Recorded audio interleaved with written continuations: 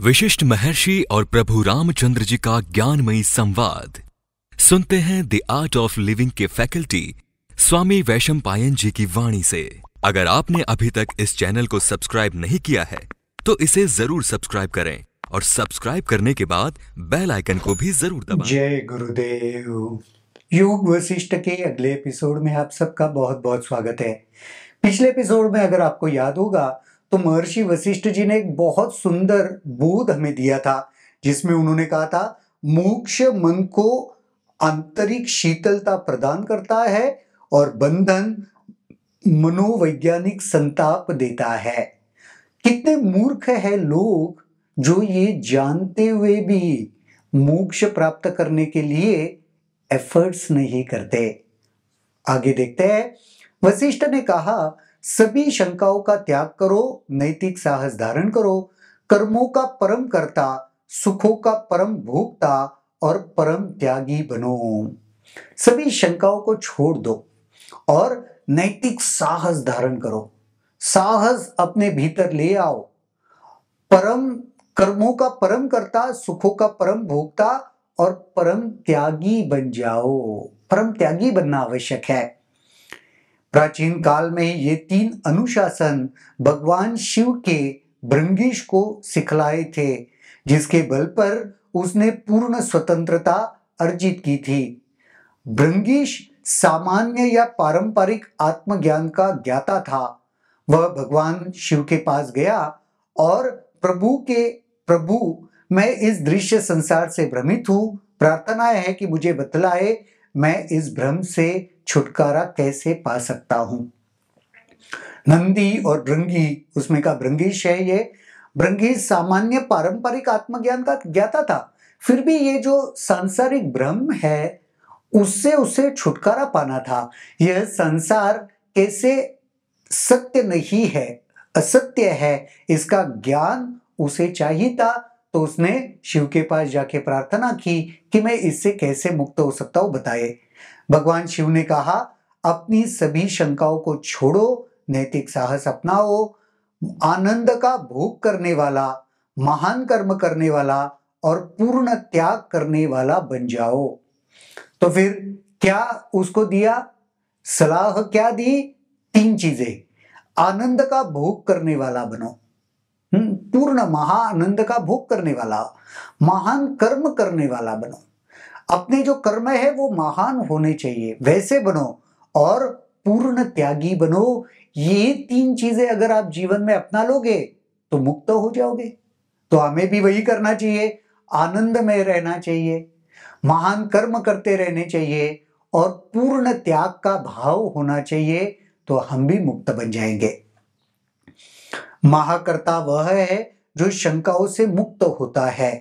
प्रकृत परिस्थितियों में धर्म अधर्म, राग द्वेष, सफलता विफलता, अहम या ईर्ष्या से प्रभावित हुए बिना शांत मन और शुद्ध भाव से उपयुक्त कार्य में लगता है। धर्म अधर्म, राग द्वेष, सफलता विफलता, अहम ईर्ष्या से प्रभावित हुए बगैर ये सारी चीजें ना हमें प्रभावित करती है।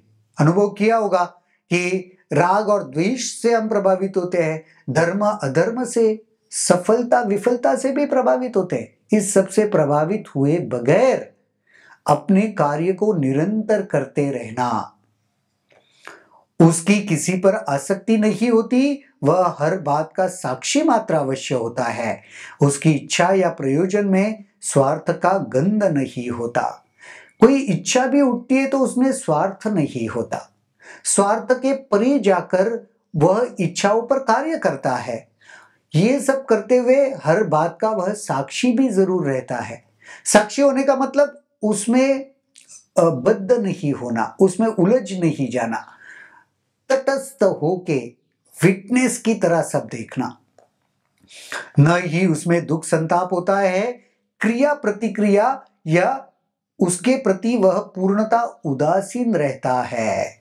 किसी चीज को लेकर दुख नहीं होता, संताप नहीं होता, क्रिया और प्रतिक्रिया को लेकर वह पूर्णतः उदासीन रहता है, उसमें अपने आप को जुड़ा हुआ नहीं पाता तथा बिना उत्तेजना या आह्लाद के शांत भाव से काम करता है। बहुत उत्तेजित भी नहीं होता और आह्लाद उसमें शांत भाव से काम करते रहता है। शांति और साम्यावस्था उसकी प्रकृति होती है, जो जन्म, अस्तित्व, सर्वनाश में भी बनी रहती है। शांति और साम्यावस्था वह उसमें शाश्वत रहता है। जन्म में भी और सर्वनाश में भी वह साम्यता, वह शांति उसके भीतर शाश्वत बरकरार रहती है। महाभोक्ता वह होता है जो न किसी से घृणा करता है, न उसमें किसी के प्रति चाह होती है, परंतु जो सभी प्राकृतिक अनुभव का आनंद लेता है। महाभोक्ता कौन है? जो सब भोगता है। कैसे? तटस्थ होके, वो कहीं पर उलझता नहीं है। जो कुछ है उसका वह आनंद लेता है। वह किसी कार्य में लगने पर भी किसी चीज से चिपकता नहीं है और न उसका त्याग करता है। कोई भी कार्य वो कैसे करता है? उसमें पूरी तरीके से उलझता नहीं है, चिपकता नहीं है और उसका त्याग भी नहीं करता। उसको महाभोक्ता कहते हैं। होने वाले अनुभव को वह अनुभूत नहीं करता, वह सब कुछ सांसारिक खेल समझता है और उससे प्रभावित नहीं होता। सब जो कुछ अनुभव में आ रहा है उसको एक सांसारिक खेल समझता है, उससे प्रभावित नहीं होता, ना उससे उसमें उलझा रहता है, उसमें चिपका रहता है। वह सब कुछ एक खेल की तरह देखता है, उसे महाभोक्ता कहते हैं। जीवन में होने वाले सुख दुख का, उसके सुख दुख से उसका हृदय प्रभावित नहीं होता, न ही उन परावर्तनों से प्रभावित होता है जो भ्रम उत्पन्न करते हैं।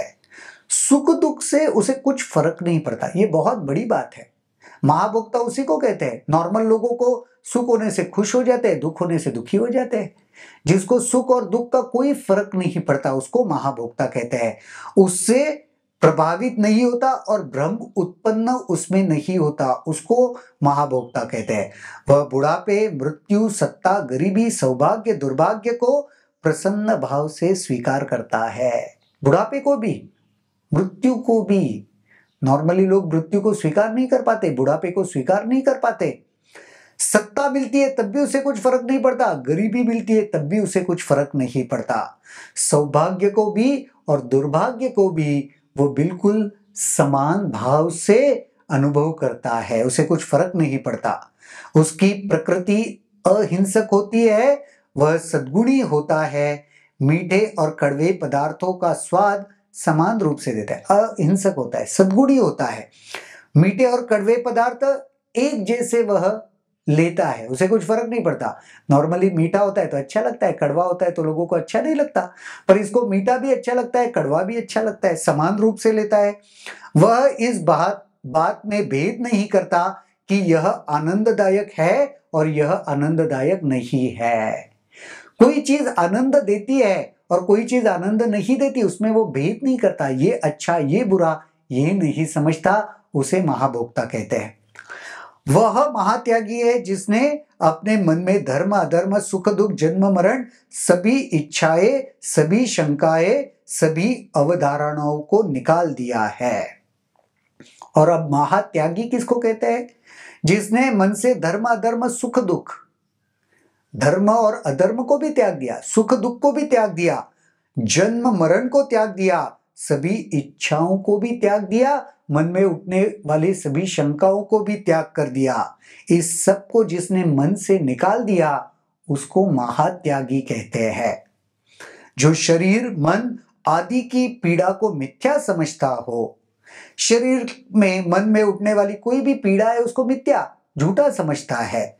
जिसको यह बोध हो गया यह शरीर मेरा नहीं, न जन्म और मरण होता है और न कुछ सही है और न कुछ गलत।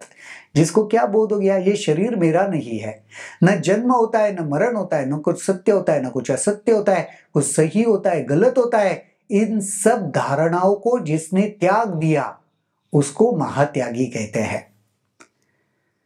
और जिसने अपने हृदय से दृश्य संसार की भावनाओं को पूरी तरह से निकाल दिया हो, और जिसने इस संसार की भावना को हृदय से पूरी तरीके से निकाल दिया हो, उसको महात्यागी कहते हैं। वशिष्ठ ने कहा, इस प्रकार भगवान शिव ने भृंगिश को उपदेश किया। भृंगिश को आत्मज्ञान प्राप्त हो गया। हे राम, तुम भी यही ढंग अपनाओ और दुखों के पार पहुंच जाओ। तो वशिष्ठ जी ने कहा कि भगवान ने, शिव ने भृंगीश को यह उपदेश किया। क्या उपदेश किया? महाकर्ता बनो, महाभोक्ता बनो और महात्यागी बनो। हे राम, तुम भी इस उपदेश को अपनाओ और सारे दुखों से अपने आप को मुक्त कर लो और उस परम स्थिति में स्थित हो जाओ। ये संदेश हमारे लिए भी है कि हम परम भोक्ता, महान कर्ता, महाभोक्ता, महाकर्ता और परम त्यागी बन जाए, महात्यागी बन जाए। ये हमारे लिए भी संदेश इस सेशन में, इस एपिसोड में महर्षि वशिष्ठ जी दे रहे हैं।